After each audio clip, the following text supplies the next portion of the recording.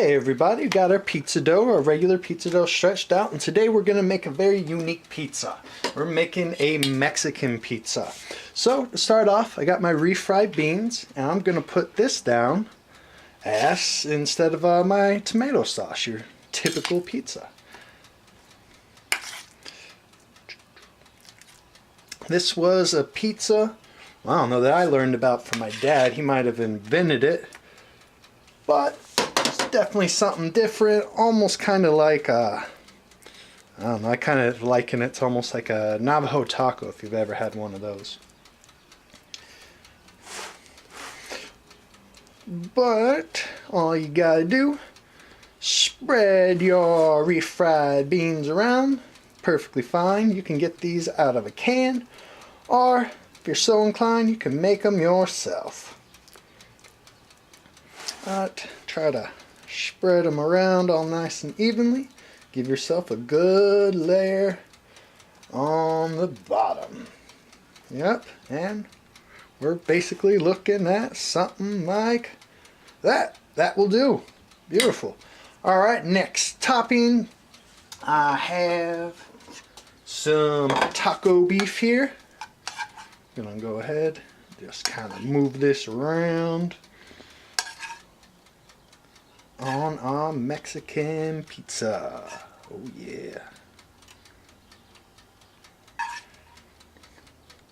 And so the thought on this is basically what you're doing is we're just putting nacho toppings on here.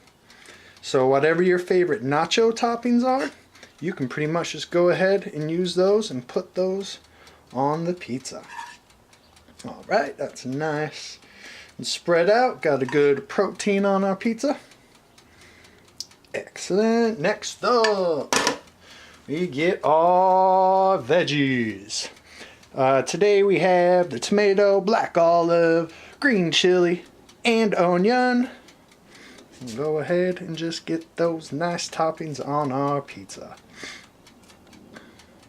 And you know, like I just said, whatever your nacho toppings are that you really like, go ahead and put those on here. Those are just fine. If you want to throw some steak or chicken, whatever, it all works out great. And we'll just keep going here. Green chili.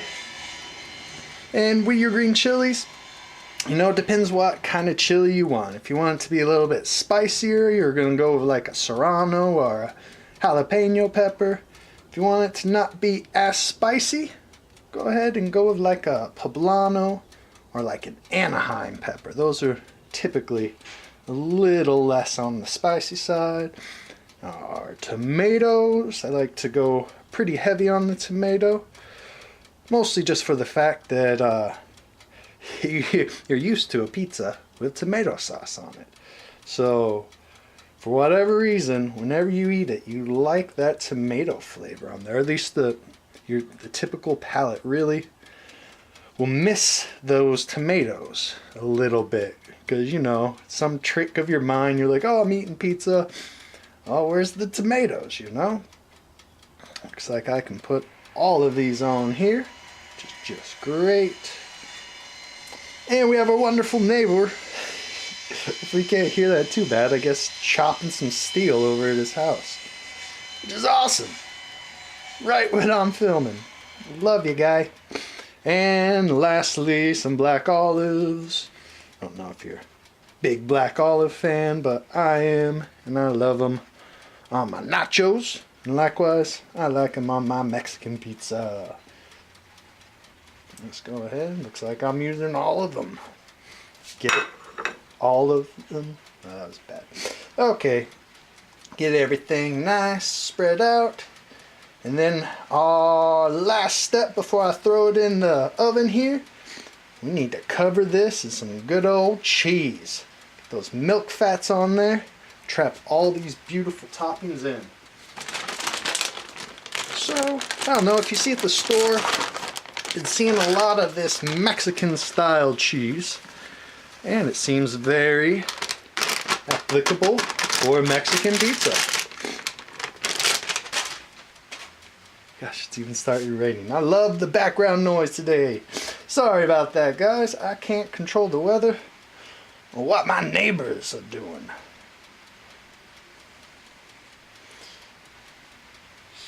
You know what? I could go with that, but I'm a cheese fan. I need some more cheese, so I'm gonna grab some more cheese real quick and throw it on there. Really like the cheese trapping all the flavors. But that's how she looks, folks. Beautiful, yummy, delicious. Now just give me a second. I'll go ahead, change the scene, and we'll show you how I put it in the oven. Alright, so as usual, I got my stone being heated up. That's actually just the slate stone that you can buy at pretty much any store, really. Something simple. Have it on broil because you want the top of it to be ultra hot, so when you put the bread on there, you get that nice crispy part on the bottom. So, as you can see, it's smoking like crazy, which is perfect. It's exactly what you want. And now let's see if I can... Yep, it's moving, it's sliding. Now let's toss this bad boy in there. Start it on the back edge. Just work its way forward, just like that. Put it in. Then, I don't know, the cook time on this kind of depends on your own oven. It's gonna be anywhere from about 12 to 15 minutes. Thank you for chopping more steel, neighbor. And we'll check in on it a little bit when it's finished. Alright, our pizza just finished up. Looking something like that. Beautiful. Turned out great. And I want to show you guys how I like to finish it off. A lot of the inspiration for this is like nachos. And so I like to keep the theme of nachos going. So I like to top it with some yummy nacho toppings. Today I have some guacamole. And I also have some sour cream here. So I'm going to show you just how I likes it. I'm getting sloppy with my choppings. So how I like to serve it. Wish I could show you the bottom. It turned out nice and crunchy though. But one style of how I like to have it served up is I like to use some sour cream. Just a nice dollop of sour cream on the top. Yeah, something like that will be just fine. And I'll also show you the guacamole as well. Let's see, I got this beautiful piece. Let's see if we can show you the bottom there. Beautiful, brown and crunchy. Just how a perfect pizza should be. And for my other topping, I just mixed up some guacamole real quick. I like to just throw a nice dollop on top. Beautiful. And you can pretty much serve it like that.